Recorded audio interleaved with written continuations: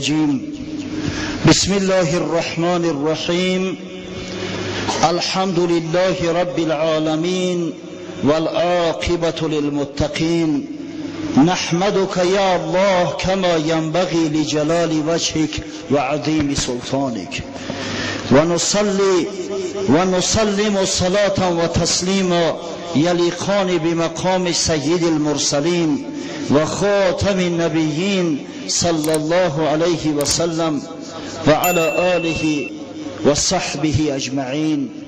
اما بعد، السلام علیکم و رحمت الله و برکاته. برادران اهل اسلام، اولین جمعه ماه شریف رمضان را از برای جمیع شما و در شخصیت شما از برای خاندانهاتان تبریک و تهنیت میگویم و از درگاه خداوند متعال مسئلت آن را دارم که پروردگار به ما و شما حمیت و ننگ ناموس و غیرت اسلامی ارزانی دارد تا این ماه بزرگ و پرفیض پربرکات را به طور باید شاید گذرانیده در آن عبادت خداوند را به نقصان انجام داده به رحمت و مغفرت خداوندی واصل گردیم. آمین. هفته گذشته، یعنی یک روز قبل از ماه شریف رمضان بود، روزی آخری شعبان بود. از این خاطر به سمع شما حدیث شعبانیه، حدیثی را که ابن خزیمه در صحیح خیش و یک عده از محققین و محدثین دیگر با اسناد حسن از سلمان فارسی روایت کرده اند، به سمع شما رسانیدیم و در جای رسیدیم که پیغمبر صلی الله علیه و سلم امت خیش مسلمانان را بشارت میداد از ورود ماه شریف رمضان. از جمله حضرت تأکید کرد: یا ایها الناس قد اضلکم شهر عظیم مبارک.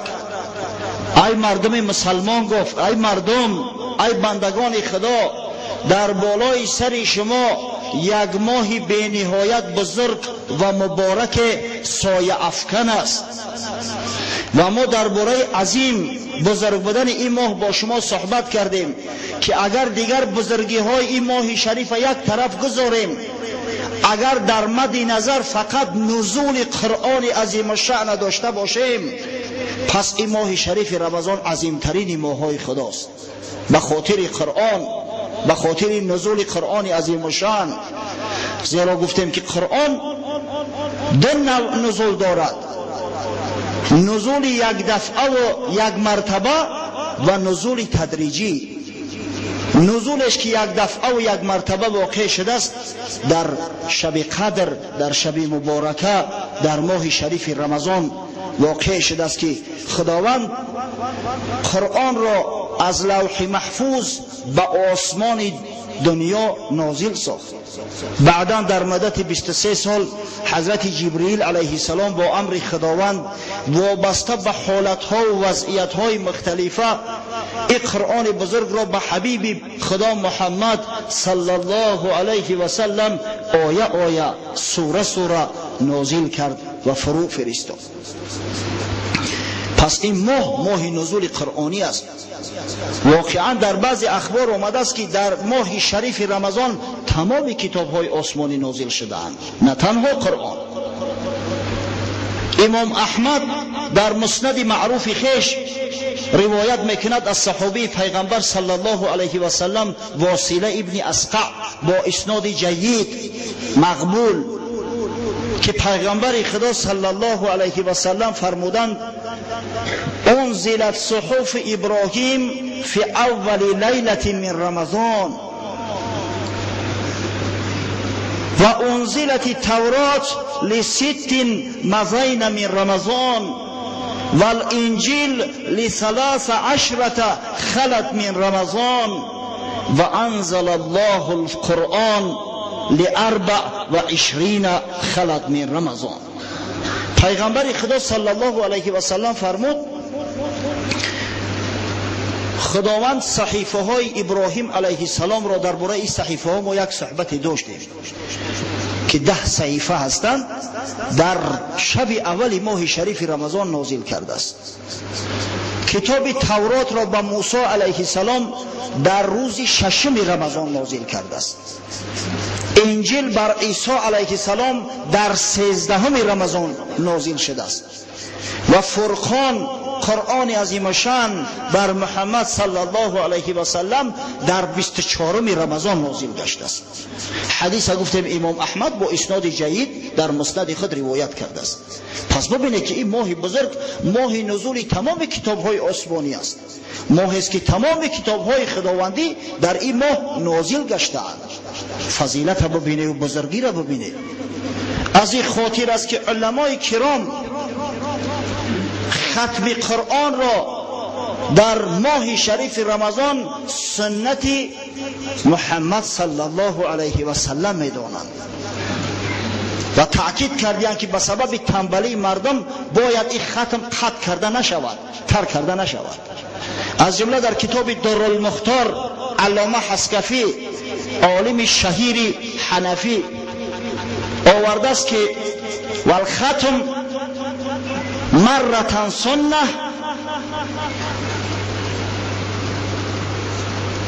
و مرتين فضیله و ثلاثا افضل. ختم قرآن در ماه شریف رمضان در نماز تراویح 1 مرتبه انجام دادنش سنت است، 2 مرتبه انجام دادن ختم فضیلت است و هر قومی که 3 مرتبه ختم قرآن در 1 ماه شریف رمضان میکند برای اونا افضل است، یعنی بهتر است. یعنی در عالم اسلام جوان مردای هستند، شخصای صالحی هستند که 1 بار او طرف استاد 2 بار 3 بار ختم قرآن میگذرانند در ماه شریف رمضان. ولا یترک لکسل القوم، میگوید ختم قرآن عظیم شان در نمازهای تراویح به سبب تنبلی قوم ترک کرده نمی شود. اگر چند قوم تنبلند که باشند باید ختم قرآن ترک کرده نشود، زیرا این سنت پیغمبر صلی الله علیه و سلم است. اصلا ما چندین بار ذکر کرده بودیم که جسم انسان از 2 قسم عمده عبارت است، یکیش خاکی است، دیگرش جوهری بالایی دارد. یکیش جسم بدن است که عبارت از جوارح است، دیگرش روح است که خداوند او روح خلق کرده در بدن ما جا کرده است. جسم خاکی همیشه میل به سوی خاک میکنه، روح میل به سوی بالا دارد، آدم به شوق و وجد میاره، غیرت آدم زیاد میکنه. اما این جسم خاکی فقط آدم به سوی خواب میکشه، به سوی شهوات میکشه، به سوی خوردن میکشه. پس اون شخصی که در ماه شریف رمضان از ختم قرآن میگریزد واقعا خود پناه است. عیب شرمندگی است، قسم به خدا. قرآن را که آبروی ماست، قرآن را که عزتی ماست هم در دنیا و هم در آخرت، قرآن را که ما امید داریم که فردا روز قیامت شفیع مشفع ما میگردد، قرآن را که کلام خدا هست در 1 ماه شریف رمضان که خدای تعالی برای ما چی امتیازهای داده است. شیطان امر کرده زنجیر پیچ کنم با تمام فرزنداش. وقتی ما یک ختم قرآن در این ماه شریف کرده نمیتونیم، از ما خاک پناهتر دیگه کی است؟ در غیر ماه شریف رمضان دیگه ما ختم قرآن کرده میتونیم. از همین خاطر از اشخاصی که متصدی هستند، مسئول مساجد هستند، خواهش میکنم برادرای عزیز، عیب شرمندگی است که در مسجد در خانه خدا ختم قرآن گذرانده نشود. در تمام مساجد باید ختم قرآن دایر گردد تا این مردمی که از قرآن میگریزند دیگه جای گریز نیابند، شرمنده شوند. باور کنید من در تعجب میمانم وقتی که میگن یک توده از مسجد میگریزند، خودشون چند نفر شده یک جماعتی تشکیل میکردین در یک خانه، بعد خوردن و آشامیدن بعد به خواندن نماز تراویح 20 دقیقه و 25 دقیقه شروع میکردین. عیب شرمندگی عزیز زیاد میشود. ای وای به حال تو، از قرآنی که سر تا پا نور است، رحمت است، تو او را نخونی که زورت بیاید. ای تنی تو قاری تلاوت کرده است، وقتی تو میگریزی اگر رو درگور که اگر خدای نکرده یک دشمن بالای سری این ملت اسلامی هجوم بیاره احوالی تو چی میشود؟ خوش شرمنده. خو یک کلاتون قاضی کنه چقدر ایمان داریم ما، ایمان ما در کدام سطح قرار داره که از قرآن میگریزه. مردم پول داده و قاری سفارش کرده و در مسجدها میارن که قاری قرآن بخواند از فیض از لذت او استفاده ببرن. ما از مسجد میگریزیم که در اوجه ختم قرآن است، نماز یک نیم ساعت طول داره. این شرمندگی. حضرت مولوی در مثنوی شریف یک قصه بسیار مرغوب آورده است. راستی که من این قصه را ذکر کردم، اما از ذکر کردنش هیچ زیان نیست، زیرا که شاید سخنی نغز و تکرار، شاید که خدای تعالی بعضی مردم بیفهم و بیفراست توسط همین قصه ها یک هوشیاری و بیداری عطا کند، عقلش سر ایجا بیاید، فهمن که این قرآن چه کتاب است، فهمن که از قرآن جای گریز نیست. حضرت میفرماید رفت یک صوفی به لشکر در غزا، ناگهان آمد قطاری وغا، مان صوفی با بونه و خرگه و ضعاف، فارسان راندند تا صف مصاف. یک صوفی به دست شیخ صوفی، ولی همین صوفی تراشا در بین ما هم بسیارند، دعوای صوفیگی میکنن، ای خط به قرآن میگریزن. یک روز نزد مجاهدای اسلامی میآید، میگه این دفعه جنگ که رفتیم مرا هم ببری، میخواهم در راه خدا جنگ کنم، میخواهم در راه خدا خون بریزانم. بعد در زمان جنگ غزوه صوفی را همراهشو گرفتن، میرفتن که ناخست صدای طبل مجاهدا بلند شد، دشمن مشاهده کردند، طبل زدن، نعره الله اکبر در فلک پیچید، فارسان راندند تا صف مصاف، جوان مردا بالای از سوار اسب قمچین کردن و بالای دشمن تاختند، به سر دشمن هجوم کردند. صوفی ما در اون لشکرگاه همراه زنکا و کودکا و خیمه و خیرگاه، مسکلان خاک بر جا ماندند، سابقون از سابقون در راندند، جنگ ها کرده مظفر آمدند، بازگشته با غنایم سودمند. خاک پناه ها میگه ماندند حضرت مولوی، مسکل خاکش هم خاک پناه های، اما او کسایی که سابق هستند، السابقون السابقون اولئک المقربون، شخصایی که خدای تعالی هم در دنیا اینا را سابق گردونده است، هم در آخرت قبل از همه داخل جنت میشوند.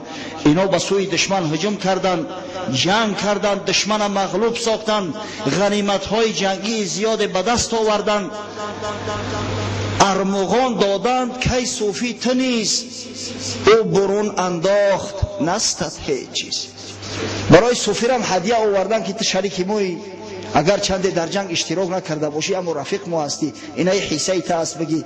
صوفی گرفت همش دنگل کرد و نگرفت. پس بگفتندش که خشمینی چرا؟ گفت من محروم ماندم از غذا. گفتند شیخ صوفی تو چرا از ما دماغت سوخته است؟ گفت شما نامرد بوده، مرا تر کرده، پرتافته ختم هجوم کرده به سر دشمن، من از جنگ محروم ماندم، از این ثواب محروم ماندم. زان تلطف هیچ صوفی خوش نشد، که میان غزو خنجرکش نشد. هر چند دل برداریش کردن که خیلی با نوبت دیگه میشود، اما دیگه دماغش سوختگی خطیش رو گب نزد که مرا نبرده خطیتان.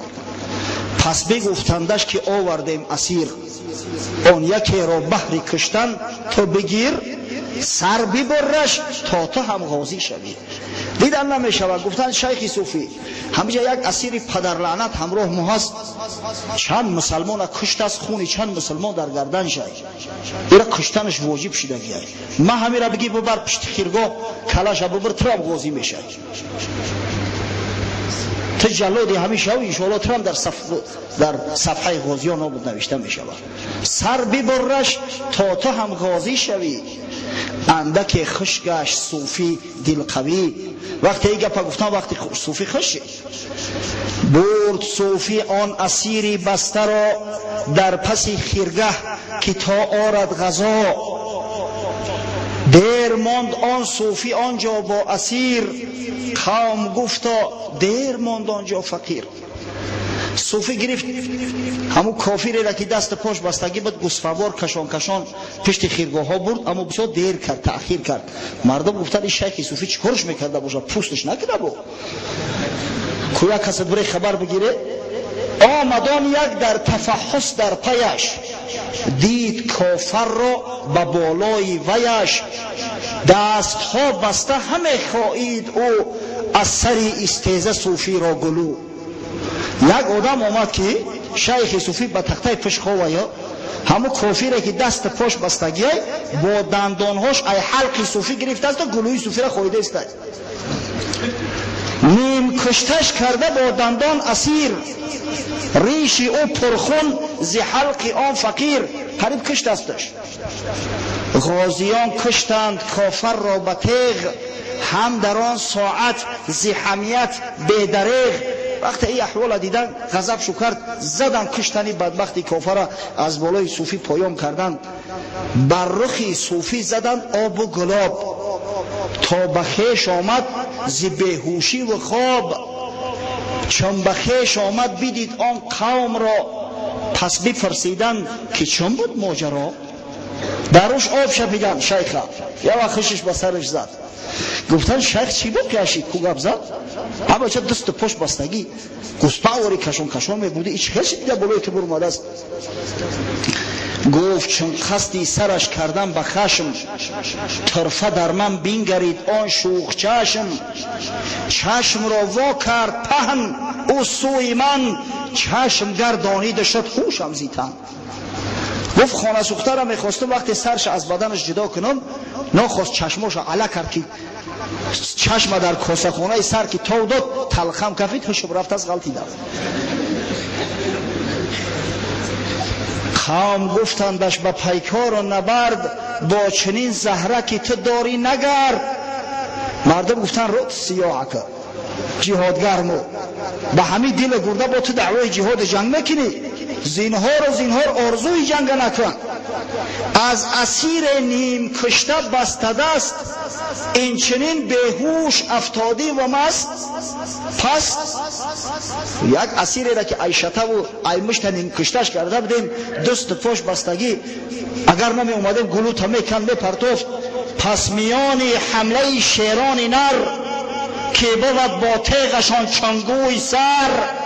کی توانی کرد در خون آشنا، چون نی با تیغ مردان آشنا. پس در او جنگی که آخه او دشمنی بدبخت هم اسب داره، بعضش مثل شیری نر واری در بالای اسب سواری، شمشیر در دستش، وقتی که سر میزنن از بدن توپ واری دور میپره. تو چه خیلی صبر تحمل میکنی؟ تو غیرت یک چشم علا را نداشته، از یک اسیری دست پا بسته، اوی اسیر دستش باز میشید خانه سوخته خاطر چند نفر مسلمان های، شمشیر در دستش، از ایتس از 100 جانت یک جانت دمی رهید. هیچ وقت آرزوی جنگ نکن. به حضرت مولوی شرح میکنه، نصیحت میکنه، همچه تو که از دست نفسی بسته دست، این چنین بیهوش افتادی و پست. مثل تا شیطانی که در ماه شریف رمضان زنجیر پیچه با خبری پیامبری صادق و مصدوق، یک شیطانی که دست پاش بسته است، اینقدر احمق میکنه، خرد کرده است، را زین زده سوارید میکنه. آخی دست پای این شیطان باز باشه احوالی تو چی میشه؟ در غیر رمضان تو چی کارت میکنه؟ دشمنی راه خدا را خار دار، دزد را منبر منه بردار دار. این بدن، این جسم، این شهوت، این نفس دشمنی راه خدا هستند. ای خونه سوخته ایره تو میگه که بردار نکن، در بالای تخت منبر نشنون، ایره در دار بکش. فهمت میکنه؟ در خونه فلانی جمع میشیم، اوقات یکم دیمه میزنیم، بعد تراویح در 20 مینوت میخونیم میریم خونه. فهم کنی نیست چی هستی؟ گر نبندید گر نبندی دستی او دستی تو بست، گر تو پایش نشکنی پایت شکست. توبه کن مردانه سر آور بره، که فمن یعمل مثقالا یره. مرد باش. خدای تعالی در قرآن گفته است فمن یعمل مثقال ذره خیرا یره و من یعمل مثقال ذره شر یره. هر کسی مقدار یک ذره اگر نیکی و احسان و جوانمردی کرده باشد میگیرد او را میبینه، و هر کسی مقدار یک مثقال اگر بدی کرده باشد البته که مجازات چه میگیره، مجازات میشود. امروز تو از قرآن میگریزی، فردا روز قیامت قرآن بگه خیبک الله، خداوند تر خار و ذلیلت بگردونه کما خیبتنی، همچنانه که تو نسبت ما به قدری کردی چیکار میکنی؟ در اخبار صحیح اومده است که حالت میشوه که یک شخص را پیغمبر طلب شفاعت میکنه، از وقتی میبینش بیچاره را از موهای سرش کشان کشان به دوزخ میبرن، اما خداوند میگه ای حبیبی من تو میدونی که خصم این قرآن است، این بیشرافت از ختم قرآن گرفته است از مسجد شو، تو میره میدونی؟ حضرت میگه انا بریء منه، من از او بیزارم نباشه. امتی که قرآن بگریزه، قرآنی که معجزه همیشگی پیغمبر صلی الله علیه و سلم است، قرآنی که افتخار تمام مسلمانان است، قرآنی که هر حرفش، هر کلمهش، هر آیتش معجزه پروردگار رحمان است. از این قرآن که بگریزی وای وای به حالت، وای وای به حالت، هیچ وقت از این دینت، از این آیینت سر بر نمیگیری. به یقین بدانه ولا یترک لکسل القوم، و این ختم قرآن به سبب تنبلی و کاهلی قوم هرگز ترک کرده نمیشه. یک زمان بود حقیقتا یک چند سال قبل در همین مسجد ما در 20-25 دقیقه تراویح میخوندن، تراویح خلاص میکردن. یک زمان بود که از 9 کیلومتر من میدونم که یک گروه در مارشروتکا برای اون که در اینجا در 20 دقیقه نماز تمام میشه به همین مسجد می اومدن. همین مردم تنبل و مردم متهم و مردم قرآنگریز ختمگریز می اومدن. اما الحمدلله سال سیوم است که در این مسجد ختم قرآن می رود و افتخار ما در آن است که از حصار و ریگر مردم از برای گوش کردن همین ختم قرآن ما به مسجد ما می آیند. از گرد اطراف جوان مردم هم همین مسجد می آیند، خواه 112 باشه و خواه کلیدین باشه و خواه نواباد باشه و خواه نمیدونم اینا قریه بالا و دیگر از اطراف مردم همین مسجد از برای ختم قرآن می آیند. از 65 میکرولیون اکیپاژ ده ختم قرآن می آیند. انا این باعث افتخاری ما است. مخدیای برادر عزیز از کی میگریزه؟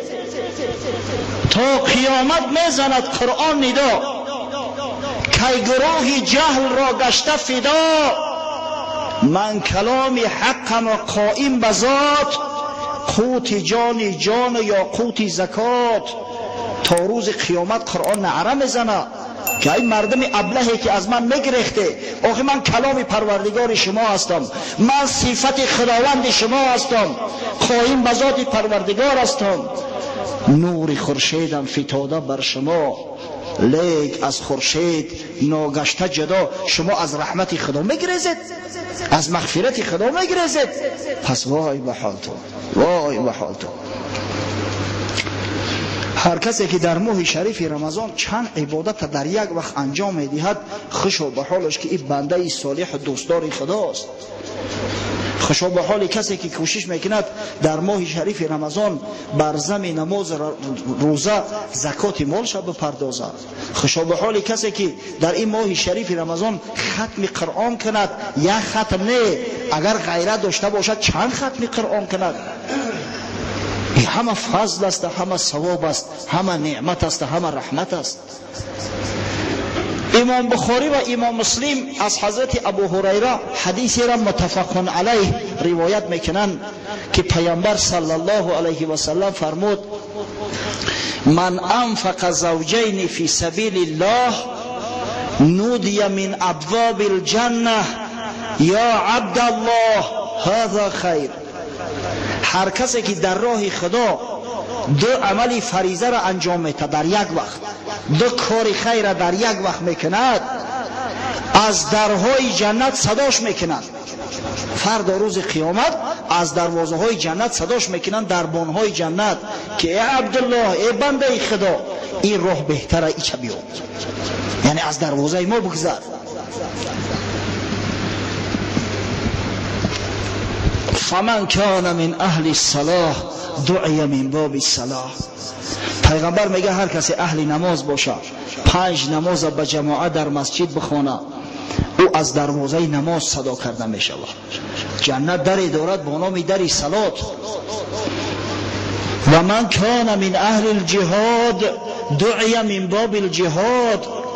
هر کسی اهل جهاد باشه، مجاهد راه حق باشه، خواه اون مجاهد جهاد شد به جان میکرده باشد، خواه به زبان میکرده باشد، خواه به مال میکرده باشد، او از در جهاد صدا میشود که ای بنده خدا، ای مجاهد، بیا راه تو ایجا است. و من کان من اهل الصیام دعی من باب الریان. هر کسی اهل روزه است، هر کسی اهل رمضان است، او را از دروازه سیام، دروازه از دروازه های جنت که نامش ریان است و این دروازه روزدارا است، صداش میکنند که بیا ای بنده روزدار، راه تو این طرف است. و من کان من اهل الصدقه دعی من باب الصدقه. هر کسی از اهل صدقه است، خواه او زکات باشه، خواه صدقات نافله باشه، او را از دروازه صدقات دعوت میکنند که بیا از اینجا وارد شو. حضرت ابوبکر صدیق نشسته بود، یار غار پیغمبر صلی الله علیه و سلم، گفت بی ابی انت و امی یا رسول الله و هل یدعا احد من تلک الابواب کلها. گفت ای پیغمبر خدا، پدر و مادرم فدات شود، آیا شخصی هست در دنیا از امتان تو که یک باره از 8 در جنت صداش کنند؟ 8 در جنت صداش کنند که ای بنده خدا بیا از مادر. حضرت صلی الله علیه و سلم فرمود نعم و ارجو ان تکون منهم یا ابابکر. گفت بله ای ابوبکر. گفت من گمان دارم که تا از زمره همون جوان مردا هستی، تا از همون طایفه امتان من هستی که از 8 در جنت دربانها صدات میزنند که بیا از ما وارد شو. پس خوشا به حال کسی که ختم قرآن میگذرد در ماه شریف رمضان که از دروازه قرآن صداش میکنن ای بنده خدا بیا. پس در ماه شریف رمضان باید کوشش کنیم که همون طاعات و عبادات یک جایه و توأم انجام دهیم. فردا روز قیامت باعث سربلندی ما گردد، باعث نجات ما گردد، باعث به دست آوردن رحمت خدا، خشنودی و رضای خدا گردد. پس این ماه عظیم است، ماه بزرگ است و ماه مبارک است. پیغمبر صلی الله علیه و سلم فرمود این ماه مبارک است، ماهی است که در این ماه رزق و روزی بندگان خدا مؤمنان زاید میگردد، ماهی که جنگ و جدل در این ماه کم می شود، ماه پیروزی مسلمانان است. جنگ های بزرگ اسلام در ماه شریف رمضان شدیان و با غلبه مسلمانان انجام یافتیان. جنگ بدر در 17 رمضان واقع شده بود، با پیروزی مسلمانان انجام یافت. فتح مکه، ضبط شدن مکه از طرف مسلمانان در ماه شریف رمضان بود. شما ببینید این جوانمردی مسلمانان را شخصای روزدار در راه خدا با جهاد میکردند، غلبه میکردند، زیرا خدای تعالی درهای رحمت نصرت بروشان باز میکرد. این ماه شریف خیلی ماه مبارک است. در حدیث آمده است، امام بخاری روایت میکند از حضرت سهل ابن سعد صحابی پیغمبر صلی الله علیه و سلم که رسول الله صلی الله علیه و سلم فرمودند ان فی الجنة 8 ابواب فیها باب یسمى ریان لا یدخله الا الصائمون. در جنت میگوید پیغمبر 8 دروازه هست. جنت 8 در دارد، یکی از درهاش با نام ریان معروف و مشهور است و از این دروازه فقط روزدارا وارد می شوند، غیر روزدارا به کسی اجازه ورود نیست. جای دیگر حدیثی متفق علیه است، بخاری و مسلم روایت میکنند، پیامبر شرحی بیشتر داده است، میفرماید ان فی الجنة بابا یقال له ریان یدخل منه الصائمون یوم القیامه. در جنت در است میگه که گفته می شود به آن در ریان و از او در روزدارای ماه شریف رمضان فردا روز قیامت داخل می گردند. لا يدخل معهم احد غیرهم، غیر روزدارا به کس اجازه داده نمی شود که از او در بدرویند، فقط روزدارای ماه شریف رمضان، فقط امت محمد صلی الله علیه و سلم روزداران آن، زیرا در این امت خودپناهای روزآخر هم بسیار بوده است. روزداران آن حق دارند که از این دروازه وارد گردند. یقال این الصائمون، این الصائمون شهر رمضان، صدا میشوه میگه دروازه را باز میکنن، دربان صدا میکنه که روزدارای ماه شریف رمضان کجا هستید، در کجا هم؟ فیدخلون منه فاذا دخل آخرهم اغلق. روزدارا یک یک از همون دروازه به یگان تلتنبک به آرامی با آسودگی وارد جنت میگردند. وقتی که آخران روزدار در آمد دروازه را میبندند، دروازه محکم میشود. لا یدخل منه احد، دیگر به هیچ کس اجازه وارد شدن از او دروازه نیست. پس ببینید این چه ماهی مبارک است، چه ماهی فرخ است، چه ماهی بزرگ است.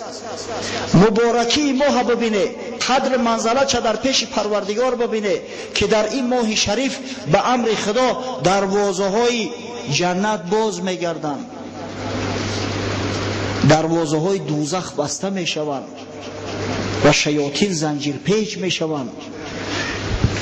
حدیث متفق علیه است، بخاری و مسلم روایت میکنند که پیامبر خدا صلی الله علیه و سلم فرمود اذا جاء رمضان فتحت ابواب الجنه و غلقت ابواب النار و صفدت الشیاطین.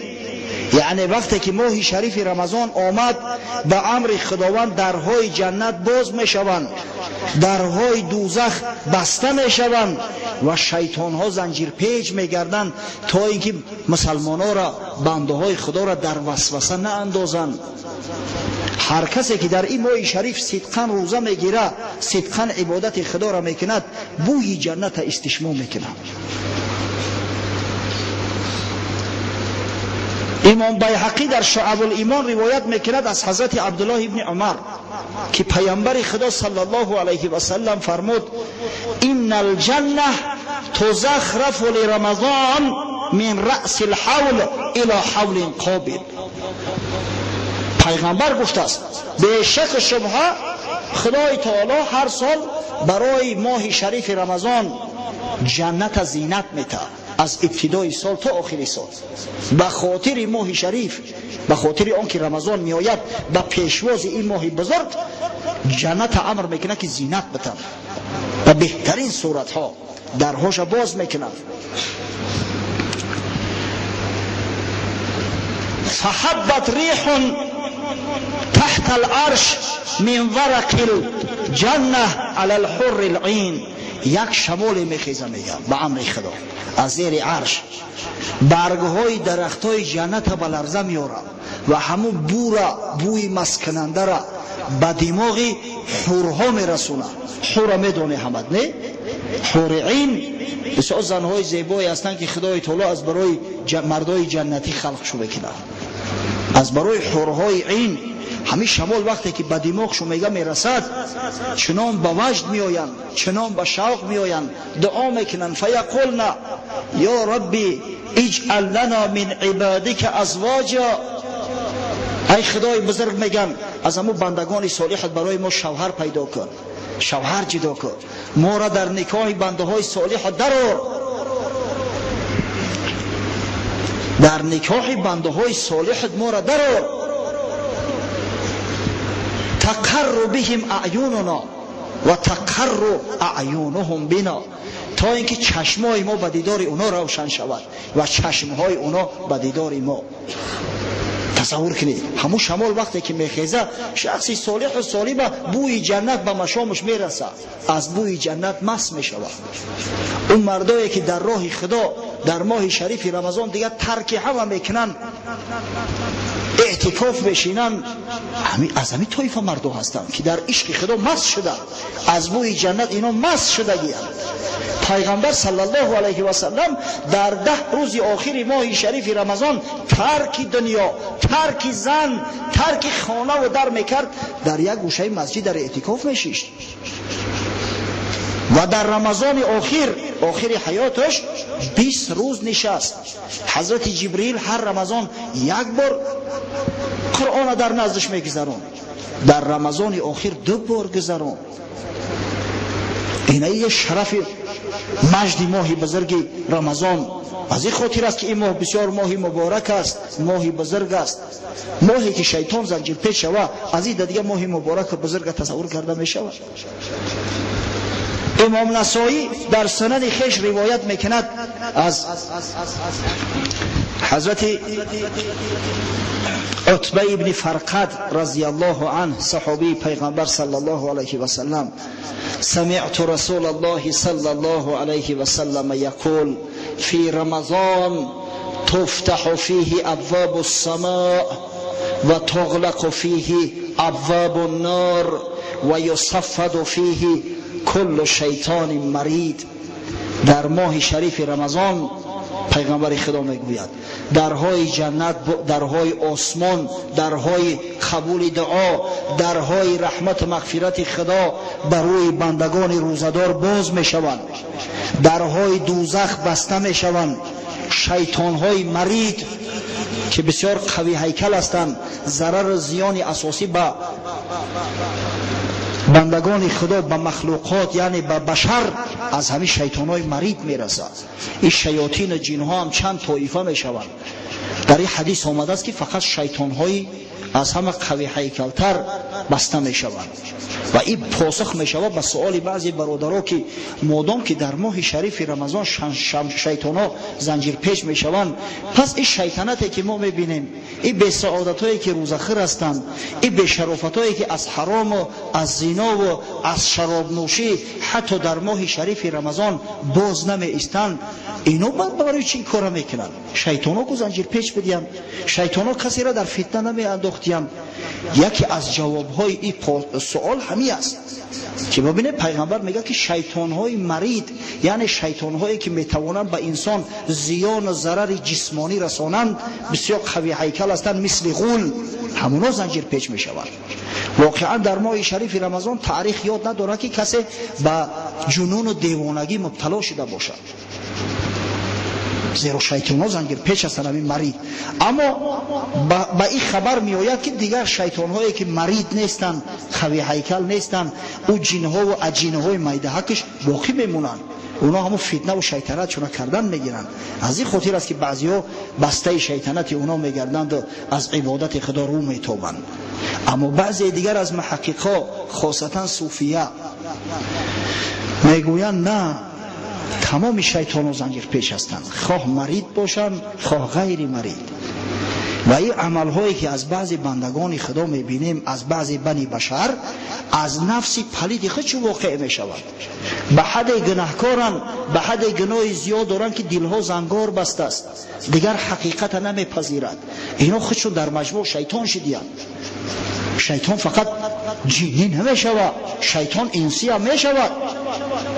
یادتون باشه حدیث ابوذر غفاری را وقتی برات قصه میکردیم گفتیم که پیامبر گفت یا ابوذر تعوذ بالله من شر شیاطین الجن و شیاطین الانس. ای ابوذر گفت به خدای تعالی از شر شیطانهای هم جنی و هم انسی پناه طلب کن. من الجنة و الناس، شیاطین انسی هم میشوند. بعضا میبینی که شیطان انسی در مکر، در دسیسه و در حیله و نیرنگ از شیطان جنی هم میگذرونه خونه سوخته. این کارا زیاد دیده میشود. شیخ عطار یک قصه دارد، حضرت بیان کرده است که آن یکی شد پیش آن صاحب چیله، کرد از ابلیس بسیار گیله.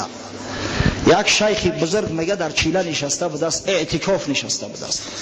بعد یک آدم پهلوش میآید در نزدش میشینه و از شیطان گیله میکنه. گفت ابلیس هم به تلبیس برد راه، کردین بر من به طراری تباه. گفت حضرت شیخ هر قدر سعی کوشش میکنم همه خانه سوخته شیطان از راه میزنم. میخواهم که مسجد نماز دبرم با شیطنت قطع میگه که کاری دنیا برات مقدم تر است، بشی در سری سرخونی نوش نعمت بذار تعام نماز نمیگریزه. میخواهم روزه بگیرم، این شیطان ملعون وسوسه میدوزه که این قدر نوش نعمت دنیا در هست خدای تعالی مال و ثروت داده است، چرا استعمال نمیکنی جان تقم میتی؟ بگذار روزه را کم بغلا بگیرن. میخواهم زکات مال ما بتم، میگه از او پوچکنده به تو چی فایده ایوخی؟ ایخ محنت کردی پول جمع کردی در خدت صرفش که چون میکنی زکات مال میتی به دیگران.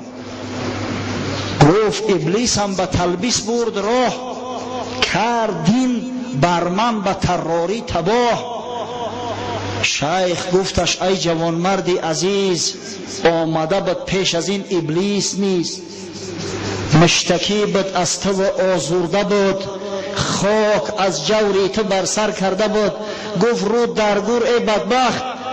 دینه گفت شیطان اومد پیشم، ای تو شکایت میکرد که روی ای درگور که هر گناهی میکنه در کلای من بزنه، من به هفت پشتی همی کار ندارم که این شیطانی میکنه و در سر من میزنه.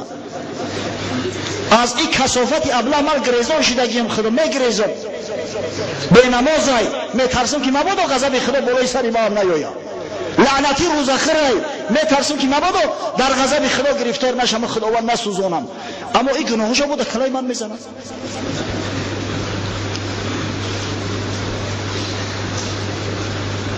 شیوه ابلیس از تلبیسی توست، در تو یک آرزو ابلیسی توست. ای برادر، در این ماه شریف رمضان شیطانی نکن که همون شیطانی حقیقی خودت هستی، همون آرزوهایی که در دل میپروری یک ابلیسایی تو هستند. ها غضب خدا را پیش نظر بیار که این ماه شریف است. و ینادی مناد کل لیله، در دوام حدیث پیغمبر میگه هر شب تا سحر منادی خدا، ملائکه‌ای که خدای تعالی از برای ندا او را مخصوص گذاشته استش ندا میکنه، یا طالب الخیر هلم، ای طلب کننده کار خیر شتاب کن، بیا که رمضان میرود، دیر میکنی، بیا که این شبها کوتاه هستند، در یک لحظه روز میشوند، دستگیر کن. یا طالب الخیر، ای طلب کننده کار خیر، هلم بشتاب. و یا طالب الشر امسک، ای طلب کننده کار شر، ای بدبخت فاسق، از غضب خدا بترس که این ماه پیش خدا مرتبه و منزلت ها داره، رد سیاه و نامدگون می شود. از غضب خدا بترس. پس ببینه این چی ماهی مبارک است، چی ماهی بزرگ است، چی ماهی با فضیلت است.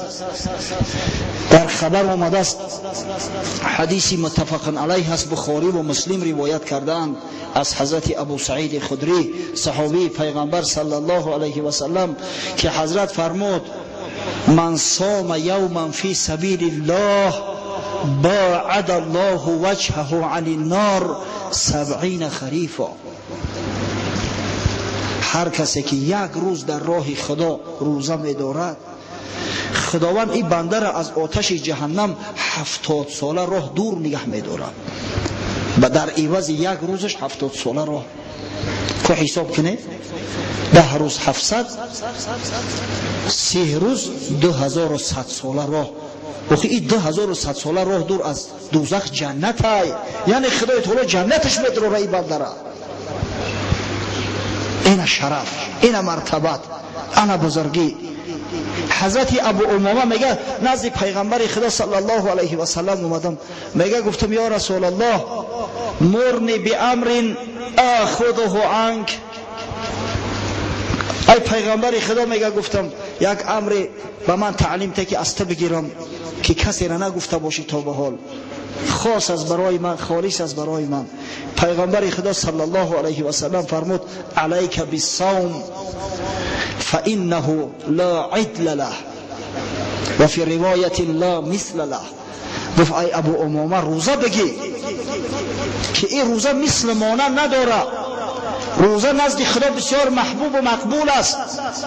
در حدیث قدسی آمده است، خداوند متعال فرموده است کل عمل ابن آدم له الا صیام فانه لی و انا اجزی به.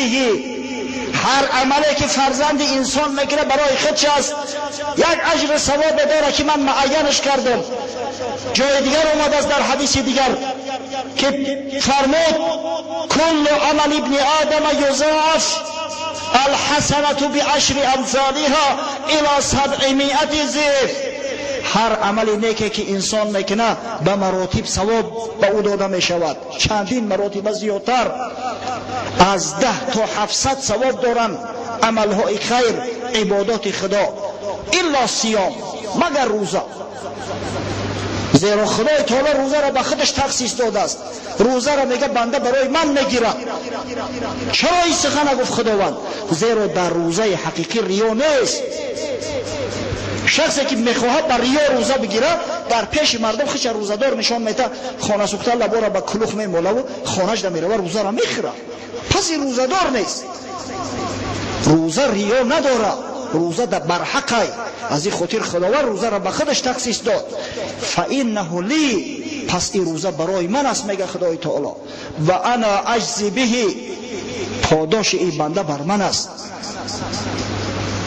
از این معلوم میگرده که خدای تعالی در عوض روزه ماه شریف رمضان به بندگانش از 700 ثواب زیاد میده. خداوند خودش میدونه اون مقداره. وقتی که به خودش تخصیص داد، این خدای بزرگ مهربان ما چنان کت خدا است، ارحم الراحمین است. از این خاطر روزه ماه شریف رمضان پیغمبر صلی الله علیه و سلم روزه مبارک گفت. روزه‌ای که با برکت است، فضل داره، ثواب داره. به صاحبش در عوض خداوند نعمت‌هایی می‌دهد که نه چشم آن را دیده است، نه گوش شنیده است و نه در گوشه خاطر کسی خطور کرده است. پس این ماه مبارک است. در دوام حدیث پیامبر صلی الله علیه و سلم فرمود فیه لیلة خیر من 1000 شهر.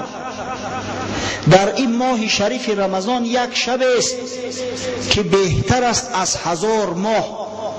چیزی را که خدای تعالی در قرآن بشارت داده است، پیامبر صلی الله علیه و سلم در حدیث خودش ذکر کرده است. یعنی این ماه شب دارد که از 1000 ماه بهتر است.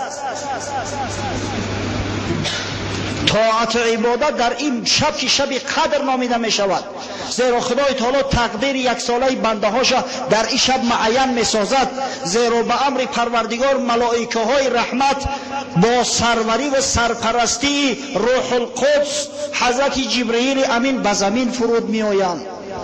شب سلام و سلامتی و امن ایمنی است، شب رحمت مغفرت است. پیامبر از همون خاطر این شب مخصوص قید کرد. ببینید برای روزه‌دارای ماه شریف رمضان 3 بشارت جنت است، 3 بشارت آمرزش همه گناه ها. پیامبر اول فرمود، این حدیثان متفق علیهن، حدیثای بخاری و مسلمن، من صام رمضان ایمانا و احتسابا غفر له ما تقدم من ذنبه. هر کس ماه شریف رمضان را با ایمان و با احتساب خالص از برای خدا روزه می دارد، هر گناهی که قبل از او کرده باشد آمرزیده می شود. بعدم بود در جای دیگه ذکر میکنه من قام رمضان ایمانا و احتسابا غفر له ما تقدم من ذنبه.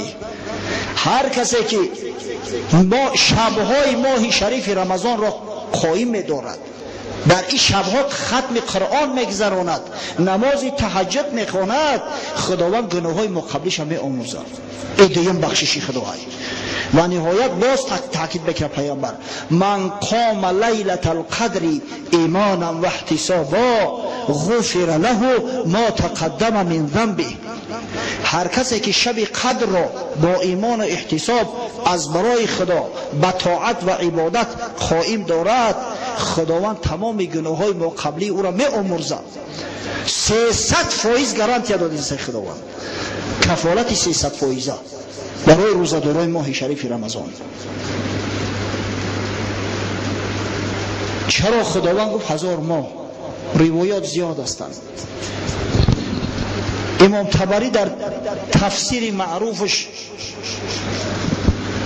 الجامع القرآن و یا الجامع البیان روایت میکند که فی تفسیر القرآن در بنی اسرائیل مردی بود صالح، روزها روزه می داشت، روزها با دشمن می جنگید، شبها تا صبح در عبادت خدا قایم بود. خداوند با قوت تواناییش میداد. 1000 ماه با دشمنها جنگید است. 1000 ماه کارش همی بود. روز تا بیگاه با دشمنای خدا می جنگید، دولت و خلق ملت خودش حمایت میکرد، شبها تا صبح در عبادت خدا بود و در نماز اشک میریزاند و آبی دیده میکرد. وقتی که پیامبر صلی الله علیه و سلم در میان اصحاب قصه او شخص گفت، در تفسیر نامش نه آمده است، اما در بعضی قصه های اسرائیلی آمده است که شمعون نام داشت. اصحاب بعضیش حتی گریستند، گفتن یا رسول الله عمرهای ما کوتاه است، اگر تمام عمر خود ما صرف کنیم ما ثواب و اجر این مرد دریافت نمیتونیم. از این خاطر خداوند متعال براشون بشارت داد، شب قدر براشون هدیه کرد. در قرآن عظیم الشأن فرمود لیلة القدر خیر من 1000 شهر، شب قدر بهتر است از 1000 ماه عبادتی که اون مرد در راه خدا میکرد از بنی اسرائیل. پس این هدیه خداوندی است با امت محمد صلی الله علیه و سلم. با قدر این شب برسه برادرای عزیز. خب شب قدر کدام شب است؟ بین علما اختلاف به نهایت زیاد است. صحیح آن است که پیامبر صلی الله علیه و سلم آمد، دید که بعضی از صحابه با همدیگر نزاع میکردن. حضرت گفت به سبب نزاع شما من شب قدر فراموش کردم که کدام شب بود. من میخواستم که شب قدر براتون آشکار سازم، اما همین نزاع شما باعث شد که من فراموش کرده باشم. از این خاطر پیامبر تاکید میکنه در بعضی حدیثاش که تحروا لیلة القدر فی العشر الاواخر من رمضان، شب قدر در 10 روز آخر رمضان جستجو کنید. در بعضی روایات دیگر اومده است که گفته است که در روزهای طاقش جستجو کنید. در یک روایتی که از حضرت ابی بن کعب آورده اندش اصحاب سنن آمده است که از ابی بن کعب وقتی سوال کردن صحابی پیغمبر، حضرت مرفوعا بیان ساخت که شب قدر شب 27 ماه شریف رمضان است. از این خاطر ما همین را گرفتیم. اما بسیاری مفسرها بسیاری محققها گفتند که شب قدر یک شب معین نیست. همین شب قدر در طول ماه شریف رمضان ایواز کرد، جواش ایواز کرده می ایستد، یک شب معین نیست. این فراموش کردن پیغمبر یک رحمت خداوندی به نسبت این امت که در ماه شریف رمضان در جستجوی شب قدر باشند، شبها را به عبادت خدا قایم بدارند، شبها بیهودگویی نکنند، لاف و گزاف نزنند، بلکه قرآن بخوانند، نماز بخوانند، یاد خدا کنند. حقیقت دارد برادرو. ای خواجه چی جویی تو شب قدر نهانی؟ هر شب شب قدر است اگر قدر بدانی. تا اگر قدر شناس هستی و قدر میدانی، هر شب رمضان برای تو شب قدر است. در شب طاعت عبادت میدونی که چی فضیلت داره، چی ثواب داره. پس باید شب قدر در تمام شبهای رمضان جستجو کنیم.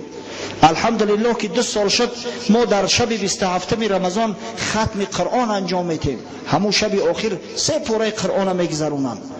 اما این معنی او را نداره که ما به همون شب 27 فقط اکتفا کنیم، دیگر شبهای پرفیض پربرکات ماه شریف رمضان از مد نظر دور بسازیم.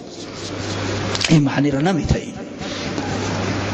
پس شب قدر باید در طول ماه شریف رمضان جستجو کنیم، زیرا که فضیلتش از 1000 ماه طاعات عباداتی که در او شب قدر نباشد بالاتر و بالاتر است نزد خدا. جعل الله صيام نهاره فریضة و قیام لیله تطوعا. پیامبر صلی الله علیه و سلم فرمود خداوند روزهای این ماه شریف رمضان را فرض گردانید از برای بندگانش. و قیام شبهاش نفل ساخت، تطوع سنت گردانید. ببینید روزه روزها فرض هستند، قیام شبها سنت هستند، از تطوعات هستند. هم در روزه روزها ثواب است، هم در قیام شبها. خداوند روزه ماه شریف رمضان رو فرض گردانید با خطاب خویش: استعیذ بالله یا ایها الذین آمنوا کتب علیکم الصیام کما کتب علی الذین من قبلکم لعلکم تتقون. ای مؤمنان، ای کسانی که ایمان به خدا و به روز آخرت دارید، خداوند بر شما فرض گردانید روزه ماه شریف رمضان را، روزه را همچنانه که فرض گردانیده بود بر امتهایی که قبل از شما بودند، تا اینکه پرهیزگار شوید توسط این رمضان، تا اینکه پاک و مصفا شوید، تا اینکه سزاواری جلوی خدا، سزاواری جواری خدا گردید. فمن شهد منکم الشهر فلیصم. خداوند امر کرد هر کسی از شما ماه رمضان دید پس باید روزه گیرد، باید این روزه را روزه بدارد. یعنی این فریضه الهی است. آیا این فریضه فقط بر امت محمد صلی الله علیه و سلم خاص است یا از برای تمامی بندگان خدا است، از برای تمامی اهل کتاب است؟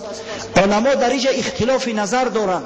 بعضی ها میگویند که روزه ماه شریف رمضان خاص از برای امت محمد صلی الله علیه و سلم است، اما بعضی های دیگر میگویند نه، کتب الله الصیام رمضان علی الامم من قبلکم. از حضرت عبدالله ابن عمر پسر حضرت عمر وقتی سوال کردند، حضرت گفت که خداوند بر مردم قبل از شما همین ماه شریف رمضان را فرض گردانده بود، اما اونو ترکش کردند، شما ترک نکنید. اونا از رحمت خدا خودشون را دور کردن، شما از رحمت خدا دور نشوید. علامه رازی مفسر بزرگ اسلام فخرالدین رازی در تفسیر کبیر خویش از امام حسن بصری روایت میکند: ان الله کتب صیام رمضان علی الیهود و النصارى. میگوید خدای تعالی ماه شریف رمضان را بر یهودی ها و بر نصرانی ها نیز فرض گردانده بود. اما الیهود فانها ترکت هذا الشهر و صامت یوما من ایام سنه زعموا انه یوم غرق فیه فرعون. یهودی ها میگه به بی‌سعادتی و بدبختی این ماه ترک کردند، در سال یک روز از برای روزه تخصیص دادند به دعوای آن که این روز روزی است که خدای تعالی فرعون غرق کرد و بنی اسرائیل نجات داد. و اما النصارى فانهم صاموا رمضان فصادفوا فيه الحر شدید فحولوه الى وقت لا يتغير. اما نصرانی ها میگوید در ابتدا ماه شریف رمضان روزه می داشتند. ماهای خمری را دیده ای که آیسته آیسته دیگرگون می شوند. یک زمان در زمستان روزه می داشتیم، امروز ببینید الحمدلله بود در تابستان رسیدیم، آیسته آیسته عوض می شود. یک سال ماه شریف رمضان در تابستان گرم اومد. دیگر این نصرانی ها طاقت نکردند. کسی که در دلش ترس خدا نباشه از کجا صبر و طاقت میکنه؟ از این خاطر ماه شریف رمضان به یک زمانی که تغییر نمییابد به بهار کوچ دادند، یعنی جنایت کردند. ثم قالوا عند ذلك نزيد فيه. برای آنکه همین جنایتی خودشون جبران کنند، پیش خدا یگان حجت داشته باشند، گفتن زیاد میکنیم روزه را، ان شاء الله خدا شاید ببخشه گناهمون. فزاد و 10 روز الهش کردن، 30 روز با 40 روز شد.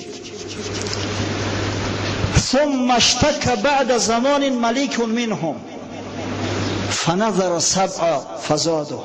بعد چند یکی از پادشاهای، یکی از امپراتورهای روم بیمار شد، پیش خدا نظر کرد با دستور عالم های نصرانی. این بدبختو برای فایده و منفعت دنیویشو به همه کار قادرن. نظر کرد که اگر خدا شفا بده 7 روز دیگه الهام میکنم در روزه. شفا یافت، خداوند شفاش داد، گرفت 7 روز دیگه علاوهش کرد 47ش کرد. ثم جاء بعد ذلك ملك آخر فقال اتیموه 50 یوما. بعدی باید امپراتور دیگر اومد گفت چون میکنه مایده بازی کرده 47 48 یا برو 50 کنه بود شود. اخی ایرم از تاریخ خفا نمونم، گفته با 3 روز دیگه خوشش کرد.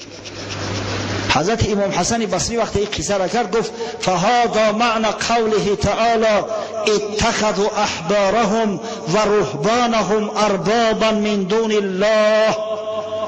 گفت معنای سخن خدا در قرآن که گفته است این یهودی ها و نصرانی ها ملاهای خدا، پیشواهای خدا، نعوذ بالله به درجه خدایی برداشتیان که حتی حکم خدا را عوض میکنن، سخن خدا و امر خدا را در کتاب عوض میکنن. معنای سخن پروردگار همین است، یعنی دلالت به همین حادثه میکنند. به هر وجه صورت روزه ماه شریف رمضان فریضه الهی است. وای به حال کسی که این روزه را ترک میکند. اور الاسلام و قواعد و دین ثلاثه، پیغمبر خدا گفت که خلاصه دین مبین اسلام و قاعده و قانونها و پایه های این دین بزرگ 3 چیزی اساسی است. من ترک واحدة منهن فهو بها کافر حلال الدم. هر کسی که از همین 3 اصل یکی را اگر ترک کند کافر می شود و خونش هدر می شود. کافر خونش هدر است. بعدا حضرت صلی الله علیه و سلم همون 3 طرف بیان کرد. شهادت الله اله الا الله و الصلاة المکتوبه و صیام رمضان. اولش کلمه شهادت، دومش نماز فرضی، سومش روزه ماه شریف رمضان. کسی که روزه ماه شریف رمضان قصدن بخیرد امید رحمت از خدا نکند. در خبرها آمده است که پیامبر فرموده است اگر تمام عمر دیگه قضا بداره تلافی همه روزه کردن نمیتونه. فردا روز قیامت روزه از گریبانش میگیرد و در پیش خداوند متعال حق طلب میکند. از این خاطر باید که هوشیار و بیدار باشیم برادرای عزیز، به قدر این نعمت خداوندی برسیم. بعضی برادرها تلفن میکنن میگن داملو بند نیستی، میگم الحمدلله به شرافت ماه شریف رمضان وقت مو زیاد شده است. حقیقتا وقت زیاد شده است. من همین پیش خود خلاصه کردم که اکثر حیات ما در سر دسترخوان ها میگذره. بسیاری وقت ما همین مصروف به خوردن است. شکم و سر باشه در سر دسترخوان میشیدیم چای خوردن. اگه تصور کنه که وقتی همین دسترخوان از بین گرفته شود چقدر وقت باقی میمونه. در زمین این وقتی که شکم خالی باشه معینه سر خوب کار میکنه. ماه شریف رمضان ماه طلب علم، ماه طاعت، ماه عبادت، یارمرکه الهی.